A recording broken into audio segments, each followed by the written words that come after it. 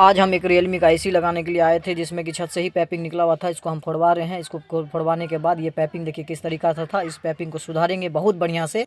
इस पाइपिंग को निकाल दिए हैं, न्यू एसी का पाइप लगा दिए हैं। लगाने के बाद इसको पाइपिंग से बढ़िया से टेप रोल मार करके ले जाएंगे।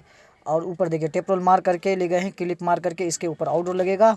और यहाँ से निकला हुआ था आपका कॉपर पाइप पिछला वाला, जो इसको सुधार लिए हैं बहुत बढ़िया से। टेप रोल मार करके क्लिप मार के ऊपर कर ये रहा हमारा फाइनल काम, जो आपका रियलमी का एसी कंप्लीट हो गया। मिलते हैं अगले वीडियो में।